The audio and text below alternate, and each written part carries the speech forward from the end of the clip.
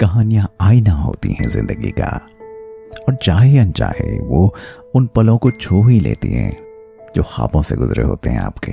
एक ऐसी ही प्यारी सी कहानी, भुवन। आइए सुनते हैं।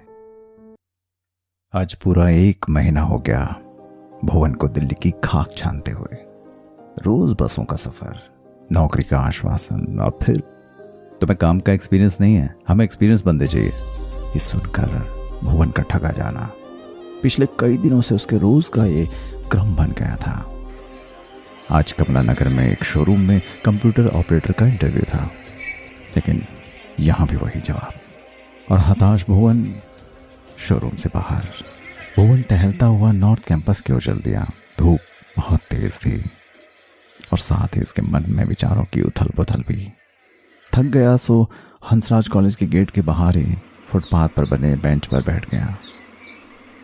जामुन के पेड़ की छांव और उससे टकराकर आती हवा ने कुछ उसको तरोताजा किया। सो पुरानी यादों में खो गया। कैसे उत्तराखंड में अच्छे रिजल्ट आने के कारण वो बहुत खुश था और ग्रेजुएशन के लिए वो हल्द्वानी जाना चाह रहा था। घर में ईजा बाबू अकेले हो जाएंगे इस बात का दुख तो था उसे, लेकिन पढ़ लिख जाएगा, अच्छी नौकरी हो जाएगी तो और ज़्यादा सुख दे पाएगा उन्हें। यही मन में सोचे एमबी कॉलेज में इसका पहला दिन। नया माहौल, मौज मस्ती, लड़के लड़कियों के झुंड, बहुत कुछ नया था उसके लिए। आंखों में सपने लिए कॉलेज में उसने प्रवेश किया। और हाँ, यहाँ एक और चीज़ से उसका परिचय हुआ, प्यार की छोहन। जी हाँ, यह एहसास भी उसे यहीं आकर हुआ था। कॉलेज का पहला दिन, कांडपाल सर की इंट्रो क्लास। फर्स्ट ईयर के सभी बच्चे एक एक कर अपना इंट्रोडक्शन दे रहे थे। निकिता पंत, हाँ यही नाम बताया था उसने। यूं तो भुवन बड़ा शर्मिला था लड़कियों के मामले में, लेकिन जब निकिता इंट्रो के लिए खड़ी हुई तो भाई साहब ने कनखियों से एक नज़र देख ही लिया उसे। कानों में बैंगल्स नुमा रिंग उसके गालों को छू रहे थे और साइड से पलकों पर आईलाइनर के कोर नजर आ रहे थे।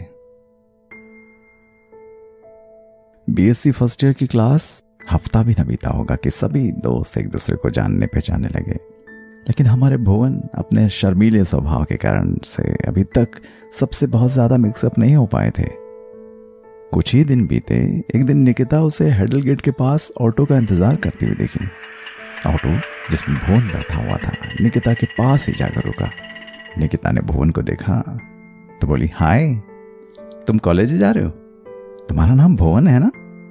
भुवन थोड़ा सा कुछ आया, फिर खुद को संभालता हुआ बोला, हाँ, पर तुम्हें कैसे पता?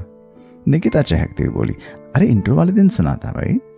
भुवन मन ही मन सोच रहा था कि यार, हम तो सोचते थे कि लड़के ही नोटिस करते हैं लड़कियों को, ये तो कमाल हो गया। ऑटो से उतरकर दोनों साथ ही क्लास तक गए। निकिता ही ज्यादा बोल रही थी। अब भुवन हाँ, अच्छा, ये सब कहकर उसको रिएक्ट कर रहा था। दोनों को साथ देखकर बीएससी फर्स्ट ईयर की क्लास में हलचल शुरू हो गई। क्लासरूम में तो कोई कुछ नहीं बोला, लेकिन छुट्टी के टाइम पे भुवन को उसके दोस्तों ने घेर लिया। साले तू तो बड़ा छुपा रुस्तम निकला, अभी साले महीना भी नहीं बीता और तूने। भुवन शर्माता हो बोला, अबे यार, तुम्हारे पास और कोई काम नहीं है क्या? ऐसा कुछ नहीं है। अबे ऐसा नहीं है तो कैसा है, हमें भी तो बता। और माहौल में ठहाके गूंजने लगे। कॉलेज से आने के बाद जैसे तैसे शाम बीती, लेकिन रात को जाने क्यों आज भुवन को नींद ही नहीं आ रही थी। निकिता का मुस्कुराता हुआ चेहरा बार बार उसके सामने आ जाता और उस चेहरे को याद कर देखते जाने कब नींद ने उसकी आंखों को बोझिल कर दिया और उसे नींद आ गई। भुवन को खुद ही पता नहीं चला। सुबह कॉलेज पहुंचा तो उसकी निगाहें निकिता को ही तलाश कर रही थी, लेकिन वो आज कॉलेज नहीं आई थी। एक के बाद एक सारी क्लासेस हो गई। आज उसका कहीं पता नहीं था। दोस्तों के साथ, लेकिन दोस्तों की बातों से अनजान। भुवन आज कहीं खोया खोया सा था। वापसी में सब ऑटो में बैठ गए थे। अचानक उसकी नज़र माया पर पड़ी। वो दौड़ता हुआ माया के पास पहुंचा। माया निकिता की सबसे क्लोज फ्रेंड। माया, आज निकिता नहीं आई? क्यों क्यों पूछ रहा? कुछ काम था? अरे नहीं यार, वो नोटबुक ले गई वो मेरी, इसीलिए पूछ रहा था। अरे उसके भाई की सगाई है आज, मैं भी शाम को जाऊंगी, कह दूंगी तू पूछ रहा था।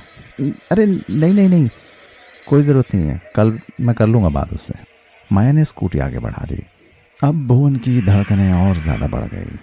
ऑटो में बैठते बैठते वो सोचने लगा, कहीं सच में माया ने बता दिया कि मैं पूछ रहा था तो जाने क्या सोचेगी यार निकिता।